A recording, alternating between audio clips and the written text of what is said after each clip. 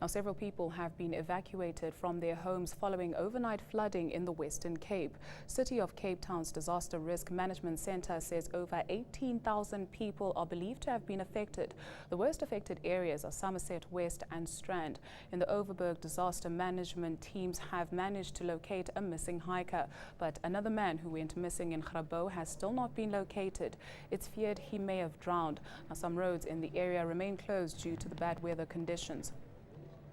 For an update on the story, we're joined on the line by City of Cape Town Disaster Management spokesperson Wilfred Johannes.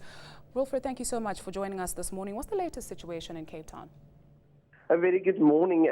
This morning, the disaster management response teams, together with the city's engineering services, with a range of other role players, will then today have an enhanced approach in terms of clearing up, mopping up operations and affecting remedial measures, and particularly to repair damaged infrastructure as a result of the heavy rains and the flash floods that occurred in the Cape Peninsula since the precipitation made its landfall, creating havoc from Friday into Saturday.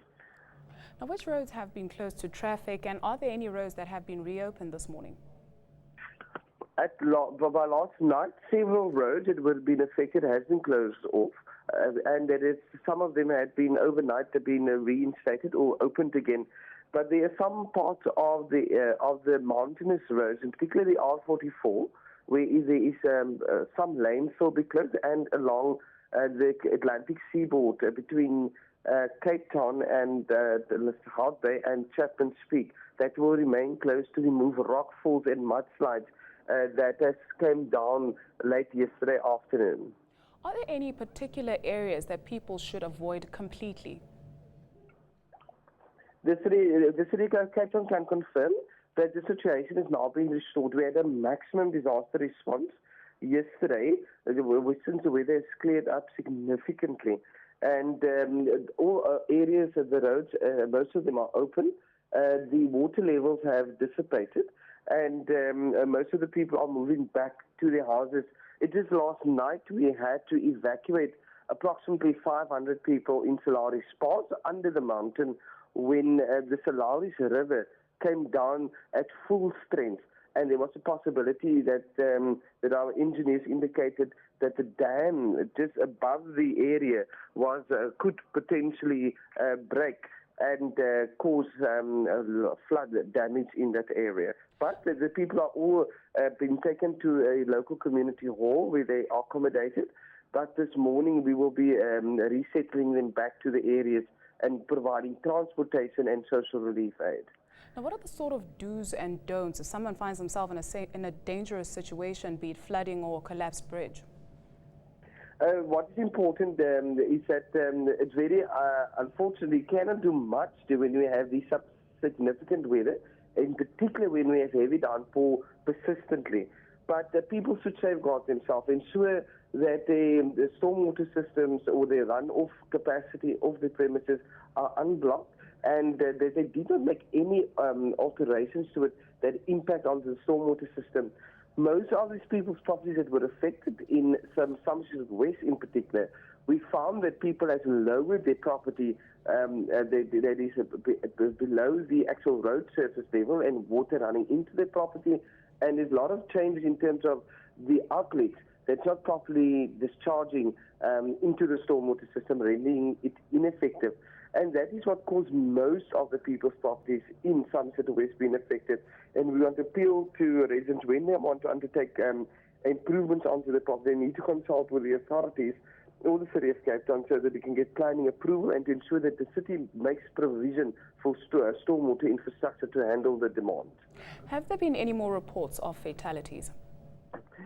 In the City of Cape Town, we can confirm that no person has died as a result of the severe weather that we've experienced.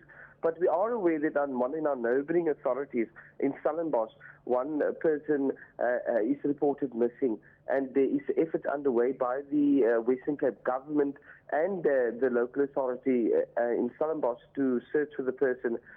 We've also ensured through our area coordinating team for our homeless people, that we take the people off the road as a result of the rains and the cold conditions that left Cape Town, to take those people to shelters with the assistance of the funded homes and shelters that the City of Cape Town is funded through the Western Cape government as well. Now, do people know who to call when they're in trouble? The City of Cape Town's emergency line can be contacted on 107 from a Telkom line that is toll free, or 021 480 7700. That is for emergencies.